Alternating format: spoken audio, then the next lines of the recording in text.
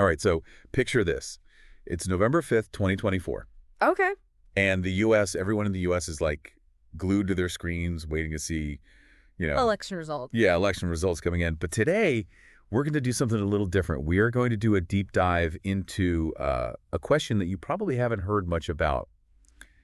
What does Africa think about this U.S. election? Yeah. Specifically, Trump versus Harris. That's an interesting question. It's fascinating because while you won't find many African leaders outwardly endorsing one or the other, Right. there's a sense of anticipation, Yeah. and maybe even a little anxiety about how this election might impact the continent. Exactly. And to kind of explore this, we've got a really interesting mix of sources. We've got news from outlets like African News and Jenna Freak, Yeah. analyses from think tanks like Brookings and Chatham House, Okay.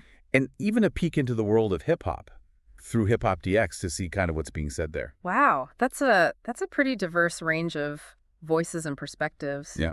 I'm excited to dive in. Okay, so let's unpack this. So one thing that jumped out at me, at least from the Brookings report, is this idea that U.S. foreign policy, no matter who's in charge, often kind of overlooks Africa. Yeah. It's It's a key takeaway for sure. I mean, it sets a pretty sobering context, I mean, Yes. for this deep dive, because it suggests that Africa is often seen as an afterthought in U.S. policy decisions, Yeah. and it makes you wonder, will this election be any different? Exactly. Mm. And speaking of change, Africana News reported on a significant event recently. Botswana's long-ruling party, the one that was in power for almost 60 years, was just voted out. Oh, wow. Sad. So there's this global, if we connect that to the bigger picture, there's this potential theme emerging here about a global desire for change. Yeah. And we see it in Botswana. Mhm. And it's likely influencing U.S. voters as well. Absolutely. It really makes you think, Yeah. know? Could these sentiments be mirroring each other across continents? Yeah. Interesting. But on a slightly less optimistic note, Okay. Africa News also highlights that neither Trump nor Harris have laid out, clear, concrete plans for how they would actually engage with Africa. Yeah, and that lack of clarity is concerning, especially when you consider Africa's growing importance on the world stage, Yeah. both economically and geopolitically. I mean, it's like the U.S. is ignoring a major player in the game. And that could have, serious consequences down the line. It's almost as if they're missing a crucial piece of the puzzle, wouldn't you say? Sure, precisely. Yeah. And speaking of, global dynamics, Chatham House has a really insightful piece comparing the current U.S.-China rivalry to the Cold War. Oh, okay. They even bring up Egypt's recent purchase of a Chinese fighter jet as an example, Uh-huh. almost like a modern-day arms race. Wow, that's a powerful image. It really drives home the point. Yeah. And that historical parallel is incredibly relevant because it begs the question, could Africa become a similar battleground for influence between the U.S. and China? Especially when you consider that neither U.S. candidate seems to have, a well-defined strategy for engaging with the continent. Yeah. It's like a power vacuum waiting to be filled. Yeah.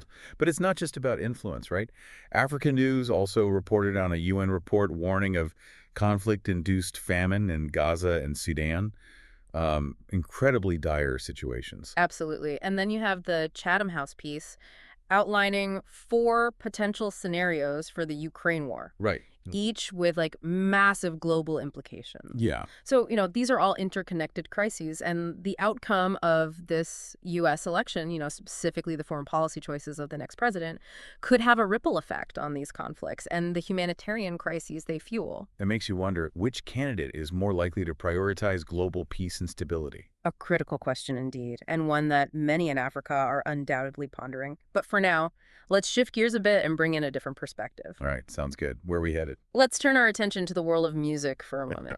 Hip Hop DX mentioned Cardi B's vocal support for Kamala Harris. Okay, so we're seeing some celebrity endorsements coming from the U.S. side. But it makes me wonder, are there any big-name African musicians weighing in on the U.S. election? That's a fascinating question, and it's one we'll explore further in just a moment. But first, I want to point out that, while celebrity endorsements are common in the U.S., Yeah. we haven't seen the same level of engagement from prominent African artists. Really? That's interesting. I wonder if it reflects a different approach to political engagement in Africa, maybe like a greater focus on domestic issues. Or Or maybe it has something to do with the way the U.S. election is perceived on the continent. Those are great questions, and they really get to the heart of what we're trying to unpack here. How does Africa view this U.S. election? Yeah, Is it simply a distant spectacle? Or does it hold tangible implications for their lives? right. Let's dive into that a little deeper, shall we? Absolutely. Let's do it. It seems like the focus in Africa might be less on like who wins and more on what kind of relationship they want with the US, regardless of the outcome. That makes sense. Yeah. Like, less about picking sides and more about advocating for policies that would benefit the continent as a whole. Exactly. And that brings us to a really powerful editorial from Jeune Afrique. Okay, let's hear about it. So this editorial actually takes a clear stance. Okay. They explicitly vote for Harris and against Trump, Wow. citing concerns about a potential resurgence of what they call isolationist policies under a Trump administration. Ah, isolationist policies. So for our listeners who might not be familiar with that term, can you maybe just explain in simpler terms what that means? Sure. In a nutshell, isolationist policies refer to a country focusing primarily on its own interests and withdrawing from global engagement. That Same. means like less involvement in international affairs, less trade, and less collaboration on issues like climate change and security. So basically like an America first approach that might leave many countries feeling abandoned on the global stage. Precisely. And that's a big worry for many countries, not just in Africa. A shift toward isolationism could have like significant economic and political consequences worldwide. Yeah, it's almost like retreating into a shell, shutting out the rest of the world. In a way, yeah. And Jeune Afrique clearly articulates why that prospect is so concerning, especially for a continent like Africa that really relies on global partnerships for, development and stability.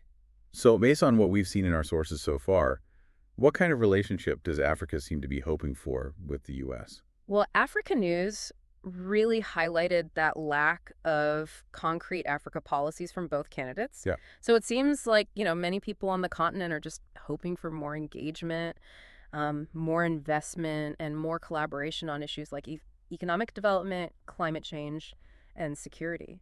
Yeah, those are certainly pressing concerns. And remember that UN report we talked about earlier from African News about famine in Gaza and Sudan. Yeah. I mean, those situations demand global attention and action, right?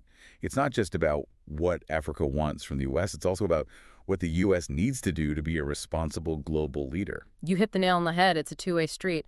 This election really presents an opportunity for the U.S. to step up and show its commitment to these global issues that, directly impact Africa. And maybe, this is a chance for Africa to assert its own vision for the future of that partnership. Absolutely. It's an opportunity to make their voices heard and demand a more equitable and mutually beneficial relationship. Absolutely. Speaking of voices, let's circle back to the music angle for a moment. Okay.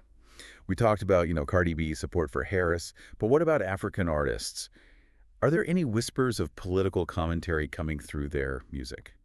It's subtle, but it's definitely there. For example, in a recent OK Africa piece highlighting Son Kuti's in Egypt 80, there's this palpable sense of resistance and a call for social justice in their music. So maybe not direct endorsements, but a broader message of empowerment and change that resonates with the political climate, both in Africa and the U.S. Exactly. And that underlying message might be even more powerful than a direct endorsement. It speaks to the shared desire for a better future, a future where voices are heard and needs are met. Yeah, it's like music becomes this universal language, transcending borders and political affiliations. Precisely. And that's something to keep in mind as we continue to explore how this U.S. election is being perceived and experienced, in Africa. Okay, so we've talked about the desire for change, the lack of concrete policies, the potential for isolationism, and even the subtle influence of music. Now, what about the elephant in the room? Okay. The potential for conflict. We got the situations in Gaza and Sudan. Yeah. We have the ongoing war in Ukraine. And Chatham House even brought up the possibility of Africa becoming a battleground for U.S.-China rivalry. Right. These are all legitimate concerns, and they really highlight the need for a U.S. foreign policy that prioritizes, diplomacy, conflict resolution, and humanitarian aid. Absolutely. But from what we've seen in our sources, it's unclear where either candidate truly stands on those issues. That's true.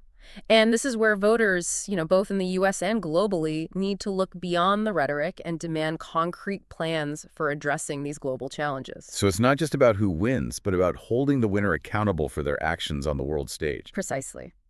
The U.S. has a responsibility to be a force for good in the world, and Africa, with its growing influence, has a role to play in shaping that responsibility. It's like that saying, think globally, act locally.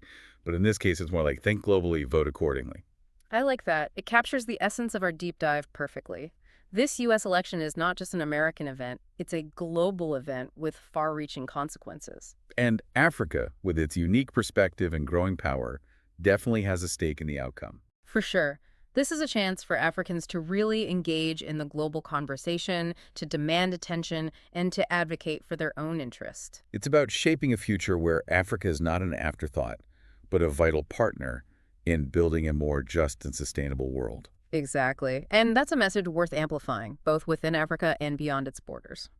So as the U.S. waits, with bated breath for those election results, maybe we should all be asking ourselves, what kind of world do we want to create? Yeah.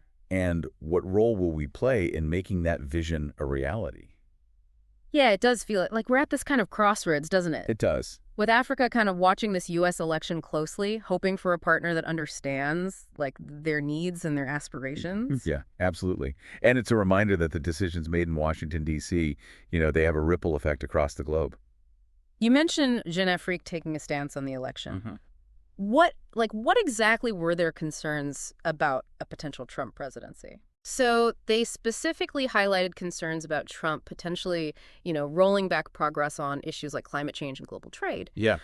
They argued that a Trump administration might prioritize short-term gains over long-term sustainability, Okay. potentially harming African economies and exacerbating the climate crisis. So a potential shift away from global cooperation and towards a more self-serving approach. Precisely. And that's a worrying prospect for many African nations that rely on international collaboration for, economic development and environmental protection. Right. But beyond the specifics of each candidate, this election raises kind of a larger question for Africa, wouldn't you say? Sure, right. It's a question of agency. What kind of partnerships does Africa want to build? How can they leverage their own growing influence on the world stage? Right. This U.S. election, while significant, is also kind of a reminder for Africans to, look inward and chart their own course. Yeah, that's a powerful takeaway. It's not just about reacting to U.S. policies, but about, proactively shaping the terms of engagement. Exactly. It's about moving beyond the aid recipient narrative and becoming a true partner in shaping global solutions. And that requires a clear vision for the future, a vision that prioritizes, African interests and aspirations. Precisely. And that vision needs to be articulated not just within Africa, but also to the world. So as we watch this U.S. election unfold, let's remember that it's not just about who wins the White House. Right. It's about the choices we all make, the partnerships we forge, and the future we build together. It's a reminder that we're all interconnected, and even seemingly distant elections can have ripple effects felt across continents. Yeah, this deep dive has been a journey, hasn't it? It has. From the streets of Botswana to the halls of power in Washington, from news headlines to hip-hop beats, we've explored a complex tapestry of, perspectives and anxieties. For sure. And it's left us with a lot to think about, what does Africa want from the U.S.? What does the U.S. owe the world? And perhaps most importantly, what kind of future do we want to build together? Those are the questions we should all be grappling with, and the answers, well, those are up to us to create. So as those election results roll in, let's keep those questions in mind. Let's engage in the conversation, demand accountability, and work towards a future where Africa's voice is not just heard, but truly listened to. And on that note, we've reached the end of our deep dive into how Africa is viewing this pivotal U.S. election. It's been a fascinating exploration of perspectives, anxieties, and hopes for the future. Until next time, keep questioning, keep exploring, and keep diving deep. And remember, the world is listening.